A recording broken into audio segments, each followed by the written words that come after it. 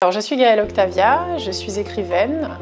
J'écris aussi bien du roman que du théâtre et de la poésie. Mon dernier roman s'appelle La bonne histoire de Madeleine Démétrius et il est paru en 2020 aux éditions Gallimard.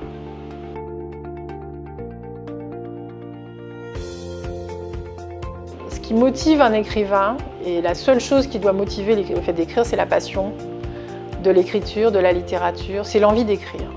D'abord, on écrit parce qu'on a envie d'écrire, parce qu'on a des choses à explorer là-dedans. Quand on débute, il faut le faire avec conviction, avec sérieux, mais il faut être préparé à ce que ça ne marche pas tout de suite. Et il faut tenir bon. Il faut réessayer, il faut retravailler, soit retravailler son texte, soit l'envoyer à d'autres éditeurs si ça n'a pas marché avec les premiers. Mais encore une fois, tout ce que je souhaite aux auteurs en herbe, c'est que ça marche tout de suite et que ça soit un succès fulgurant. Mais enfin, il faut se mettre en tête que c'est rare. Donc il faut tenir bon. Mais évidemment, quand on aime la littérature, on doit estimer que ça en vaut la peine.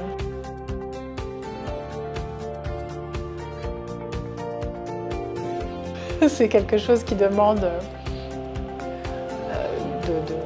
beaucoup de travail, de beaucoup de concentration, parfois de la documentation. Ça demande de rester assis à sa table au lieu d'aller à la mer, au lieu d'aller s'amuser, au lieu d'aller... Voilà. C'est quand même un exercice de rigueur et de... Aller au bout d'un roman, par exemple, c'est un marathon, quoi. Donc, il faut avoir la passion d'écrire. C'est une maladie, quoi. Non, mais il n'y a pas de... Il n'y a vraiment aucune autre...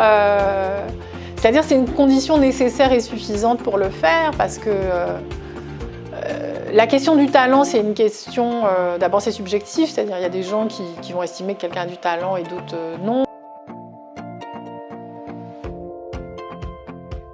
Premier adjectif évident, c'est créatif.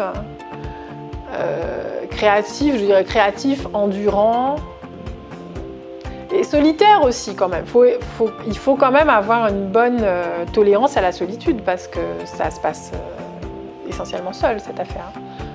Donc voilà, je dirais créatif, endurant et solitaire. Normalement, un vrai solitaire n'a pas de problème avec le mot solitaire. Pour lui, c'est un compliment. Donc,